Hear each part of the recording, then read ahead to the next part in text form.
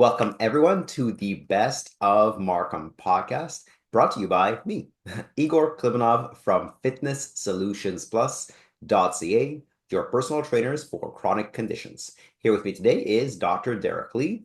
Derek, thank you so much for being here. Tell us a bit about yourself. Oh, be happy to, Igor. And thanks for inviting me on your podcast. I appreciate it. Okay. Absolutely. Well, I've been practicing in Markham for about over 30 years, actually. Wow. And I guess what makes my practice unique is that it's very, very diverse. I have two certifications, professional designations. I'm a chiropractor, but I'm also a traditional Chinese medicine acupuncturist. So that opens a vast amount of skill sets in terms of treating very, very complex issues as well as very basic issues. So chiropractic tends to be very, very joint, very muscle, very nerve, but it's can be fairly limited as well, where traditional Chinese medicine, acupuncture, the scope of practice is huge. So you can treat everything from, back pain to fibromyalgia to fertility. So it creates a practice that's very, very diverse, and I can go into areas that are very interesting to me. Yeah. I guess on top of that, through my career, I've also dived into more of a corporate practice as well. Yeah. I've been with Rogers Communications as one of their company doctors for over 25 years. Yeah. I was very interested in that because when I started off initially, I didn't want to be in one particular location. I wanted to try different environments, and then you grow that way. Yeah. So that's taught me a lot in terms of corporate health and wellness, stress, sleep deprivation, and how to handle those and to treat those as well. And lately, I've been become a bit of a influencer in the space of scoliosis because of my son's scoliosis, and I've also created a podcast, so I know what you're doing. Yeah. And I've also created a YouTube channel that looks at current treatment trends in scoliosis. I've talked to over 60 world-class surgeons, physiotherapists, and orthotists as well. So very diverse practice, but enjoying it. Yeah. Yeah. Well, give it a plug. What's the podcast? Oh, it's just go to my YouTube channel, and maybe we can put a link in. Just Google me, and you'll find it. Okay. Easy enough. Fantastic. How did you get into chiropractic in the first place?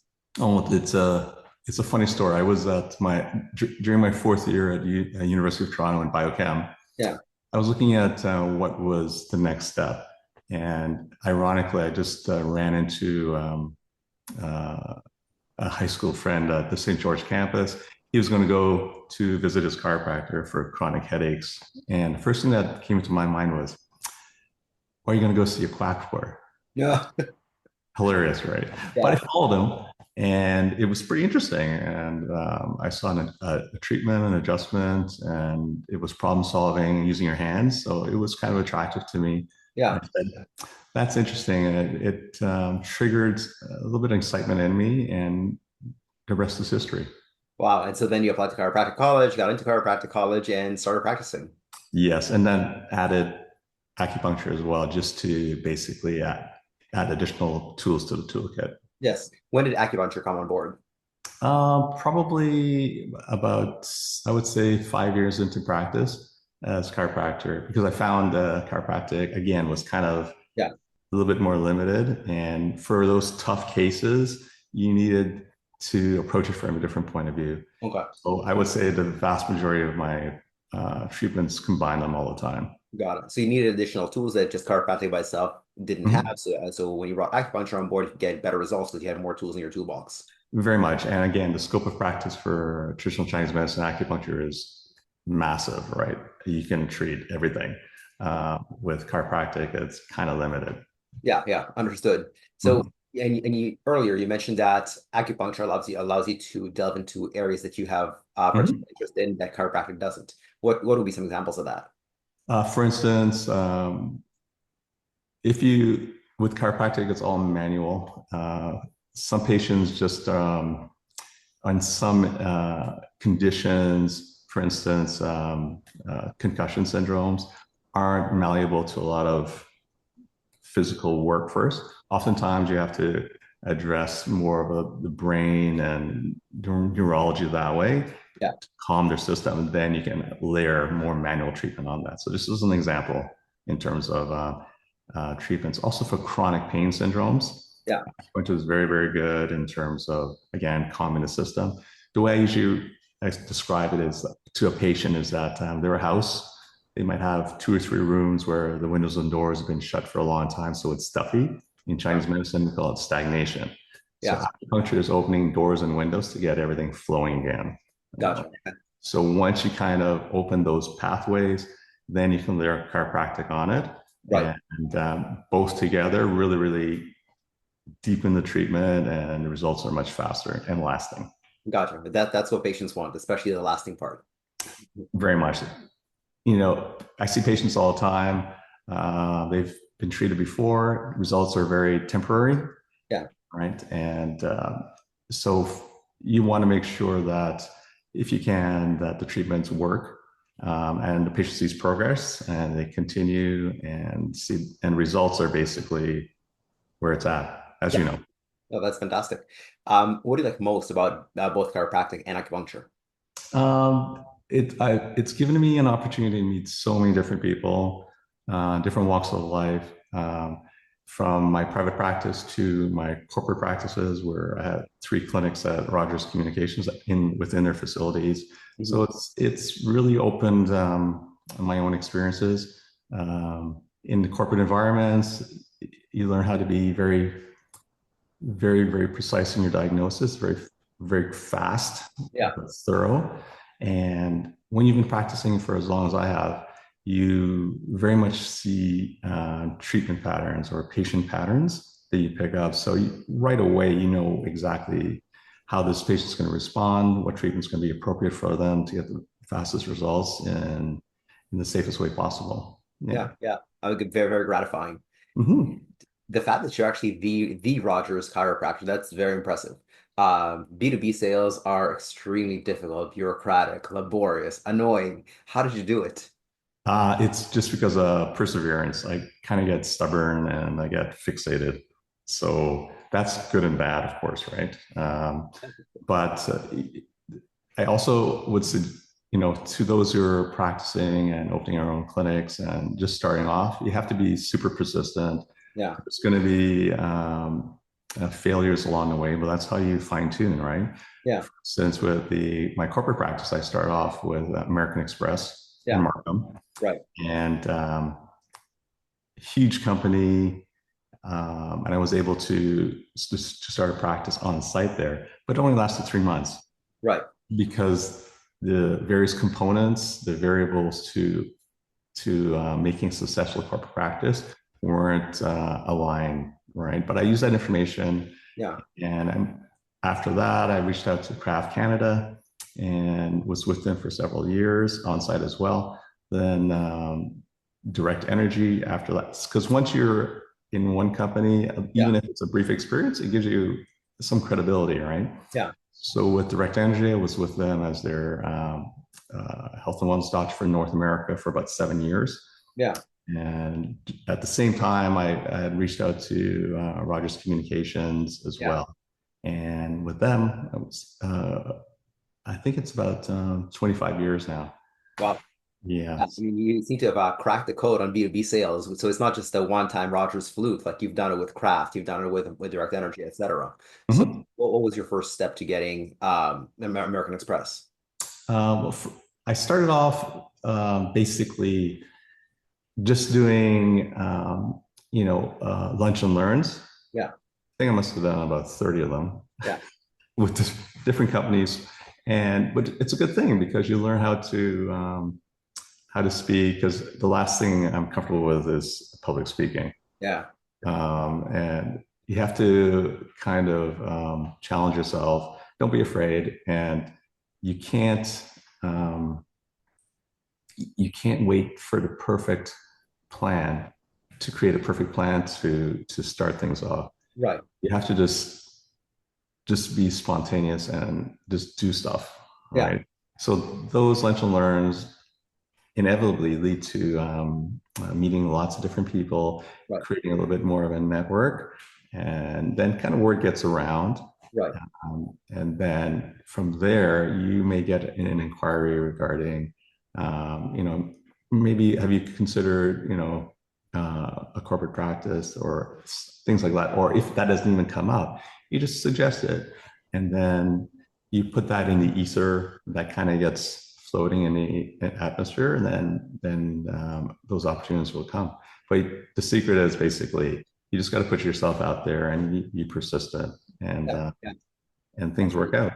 Yeah, exactly. Just part of it is a numbers game. Like you and the way I built up my personal training practice from 2011 to 2019, predominantly was public speaking. So in that time, I've probably done about 400 or so lunch and learns. Um, and yeah, lunch and learns worked really, really well up until 2019. I was still doing lunch and learns, but at that point, email marketing became a bigger source of clients for me than even public speaking. While I kept doing public speaking, of course, during COVID, there was less of it. And there was an evolution of it. So instead of doing it live for corporations in a boardroom, I was doing it online. Um, Nowadays, people are still working from home, so there's not as much of that, but still a little bit. But yeah, lunch and learns work very, very well, especially when you're going in kind of with a giving hand. It's not a pure sales pitch, but you're legitimately giving good information. And by the way, I also do this. I'll do acupuncture, I do chiropractic. In my case, I do personal training. Mhm. Yeah, so great strategy. So we talked about what you like most about chiropractic and acupuncture. What do you like most about entrepreneurship? I think anyone who's has a practice or as a personal trainer, you have a little bit of that entrepreneurial DNA already in you, and it gives you the freedom to basically uh, make things as you will, so to speak. Uh, it's totally different because having worked in a corporate environment, um, it's difficult just trying to navigate a corporate environment. In a sense, it's almost like high school. You have popular groups. Yes, so it's negotiating those networks. You'd never know in terms of how the economy is going, job security. Right. Very stressful, and I saw it all the time. But being an entrepreneur, you don't have those stresses. We have different stresses, Yes. right? And your successes um, are dictated by basically how much work you put in. Yeah. Uh, a lot of people will just be content where they are, right? But I think an entrepreneur needs to be a little bit driven in a way that doesn't allow them to give up. They have to be persistent, Yeah. and I think over time, once you kind of lay the groundwork, the successes will pay off. So I like the flexibility um, of trying different things and looking at failures and successes and learning from that. Yeah, yeah, totally. I'm very much the same boat as you. As to me, I'm not a naturally creative person, but I am an analytical person. So what's exciting to me about entrepreneurship is, as I told you off air, at any given time, I'm running 3 to 5 marketing experiments, and I'm just interested in seeing how they work out. Most of those experiments are failures. However, 1 in 25 is a success. And when you have the success, like your business is kind of going slow, slow, slow, you have the success, it goes up until that plateaus, and you go out to the next one, and so on. So it's although the failures are, you don't want to fail, but you always see the results of that, and it gives you an idea of like, oh, this failed because this. Let me adjust it and see, run the next experiment. So that to me is also very interesting and attractive part of entrepreneurship. Absolutely. And what are you working on right now that's exciting to you? Um, I'm actually there's a few things with my practice in Markham. I'm trying to basically expand that a little bit more with traditional Chinese medicine, acupuncture. I'm also dabbling a little bit more with a lot of posture routines, just because of my history with scoliosis. Yeah. That's taught me a lot in terms of alignment issues and how to make corrections that kind of stick, that aren't just temporary. So I've been doing quite a bit of that. I guess in my free time, I I do a lot of work with scoliosis. As I mentioned before, a little bit of an influencer in that space, Right. and a education advocate. I do have a Facebook group as well, which is private, but I've with my YouTube channel, spine surgeon interviews, scoliosis spine surgeon interviews. I've been able to convince a lot of those surgeons, PTs, physiotherapists, and orthotists to come into my Facebook group to act as experts, so they Yeah. can volunteer information, which is very unique. So I have a lot of interest in just giving back to that community and just increasing education for scoliosis treatment. And to be honest, June is National Scoliosis Awareness Month. Oh, perfect. So we're doing this interview at a time. Exactly. So good timing. I just wanted to push that in there just to uh, just to educate more on scoliosis Yeah. and treatment Yeah. options. Yeah. And I'm sure you, as a result of that podcast, you probably, the PTs, the surgeons probably send you patients and clients. Yes, and vice versa. And as you know, in Ontario, the healthcare system is very difficult to navigate, much more so for scoliosis. For adolescents, for kids, it's difficult. For adults, it's almost impossible. So I do consults all the time in terms of how to navigate the system, Yeah. whether it's in Ontario, whether it's in other provinces, North America, or around the world. So Yeah. that gives me a network that I can always refer to. Yeah, absolutely. Great idea and great strategy. Um, what obstacles have you encountered in your time as an entrepreneur as well as a chiropractor? Oh, well, I guess in the past, because chiropractic was looked at, and acupuncture as well, as alternative, Yeah. we did get quite a bit of pushback from the medical community Hmm. way back in the day, right? And it's a little bit better now, but that has always been a little bit of a struggle, right? Right. Just to be honest. Yeah. I mean, even you said you when you were in last year of university, you said you asked your friend, why would you go see a quack? Exactly. Yeah. For sure. So that's been, but things are, I think, shaping up a little bit more. Um, I also found that lately with social media, with you see a lot of chiropractors, uh, very rough techniques Yeah. Oh yeah. for clicks and all that, right? So some of my intake form now for those who haven't had chiropractic, and I said, "Have you watched these videos?" I said, and they'll say, "Yes," right? And some of them want the same treatment, right? Oh no. And I said, "Well, the way I like to be treated myself is very gentle, not very rough, because you don't want to hurt the patient, right? Yeah. Which you can easily do uh, Yes. if you don't know what you're doing." So I said, "Well, I'm going to treat you like like to get treated." So it's good in terms of making chiropractic a little bit more front and center, but it's also a negative in terms of the severity and the force of the treatments, which are not realistic. Wow. So people are coming to you because they want that rough treatment. Some of them for Right. sure. Yeah, And it's younger ones, right? exactly, yeah. They're like, would you record this so that I can put this on TikTok or Instagram or whatever? Some of them would like to record a treatment, right? And I have no problem because nothing to hide, right? But my treatments are very gentle, Yeah. very precise, right? Which is what the way they should be. Because again, if you use a lot of force and a person, um, because you never know with underlying issues, right? You don't have X-ray vision. Right.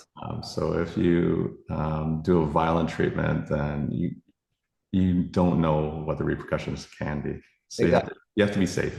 Yeah. Yeah. Safety first. I mean, the first principle is first do no harm, right? 100%. And I see the same thing in personal training where clients, sometimes even trainers fall prey to this. They see some fitness influencer on TikTok or Instagram do something funky. And then I see them in the gym and I sometimes I'll ask them, why are you doing that? And their answer is just I saw it on Instagram or TikTok. If it's a personal trainer, what I think to myself is you're a professional. You should have certain criteria of what makes something effective or ineffective. And the priorities of a personal trainer are different than the priorities of an influencer. The priorities of a personal trainer is one priority, effectiveness and safety. The priorities of an influencer is views. sometimes views and safety are incompatible. Much of the time, Yeah, or effectiveness for that matter. for Uh, sure. so there needs to be a distinction between this is for entertainment and this is for results. Uh, Hmm. I get that. What do you do in your free time? Ah, well, I do actually a lot of gardening. It's more, to be honest, it's more physically demanding than you think when you're outside all day type of thing, right? Yeah, But yeah, I find that very stimulating. I like to be outside. Um, and but I find that in my spare time, I'm doing just a lot of as an entrepreneur, things are always going on in your head, right? yeah, So I'm also dabbling in different projects, and like I mentioned before, right now a lot of it is kind of circling around that scoliosis yeah, uh, type of path in terms of just trying to get the word out a little bit more, yeah, and options, promoting the website, yep, promoting a Facebook group yep, specifically so that others can learn and actually ask professionals yes. treatment options for their particular child, or if they're an adult with scoliosis, for those as well. Yeah. I always love talking to entrepreneurs about what they're Mhm. doing, what they're struggling with, where I can help. It's so fun for me, the problem solving part of entrepreneurship. I volunteer for the city of Markham as a small business mentor to talk to other entrepreneurs and help them grow their businesses. Um, so I'm always interested in what other entrepreneurs are doing, both that's successful and not successful. Because like I said, in my case, the unsuccessful is like 90%, maybe 95% of the stuff that I do. Uh, Yep. and since this is, after all, a Best of Markham podcast, what's your favorite business in Markham besides your own? Ah, good question. I know you mentioned before that usually restaurants are the recommendations, but I'm gonna throw a little bit of a little bit of curve in there. I would say what I find really interesting in Markham is the street I'm on. Oh, okay. Right, it's Cathedral High Street, so it's just that Woodbine North Major Mac. Yeah, And it's a very unique streak. It's kind of much more European. So you have storefronts, and above that, you'll have apartments, right? yeah. And so it's a wide boulevard, lots of walkers, dog walkers. But Yeah. what's interesting is that they're all small businesses Right. because the spaces aren't large. And so there are coffee shops, massage studios, other healthcare practitioners. It's just it's a unique street street in Markham where it's not like a traditional plaza, Right. or it's not a big box. Uh, I guess an air you know what I mean, right? Like Sounds etc. like you see in Scotiabank, and yeah. Yeah, right. So it's not as walkable, so you can't lodge around. So it's very unique that way. So I'm just promoting Cathedral High Street and all the businesses on it. Okay. Is there any one specific business on there that stands out? Um, I do like I think it's called BPM Coffee Shop, just sort of right across this, literally from me. Okay. It's they're known for their coffee donuts, donut coffee. So actually the owner is the sister of one of my patients, right? Yeah. So yeah, I should try that out. It's super delicious. I just got back from a trip to South Korea and Japan, and South Korea, the coffees are good, and Yeah. this particular one is pretty on par with that. So you can Okay. try that one. You've piqued my curiosity. My gym is actually just down the street from there. It's on Woodbine and Denison. So Oh, okay. very curious to try that. Try it. Cool. Thank you for the tip. And And when you're on the street, knock on my door, and we'll say hi in person. sounds good. Will do. And lastly, how can our viewers and listeners get in touch with you? Oh, you can either Google me, Dr. Derek Lee. You can visit my website, drdereklee.com, and just check out my website. And if you need to contact me, there's online appointment a button, and just to see what their services are. They're- the website is a good representation of what I do. That's perfect. I'll have all those contact details in the show notes as well. Derek, thank you so much for being here. I really appreciate this. You're welcome.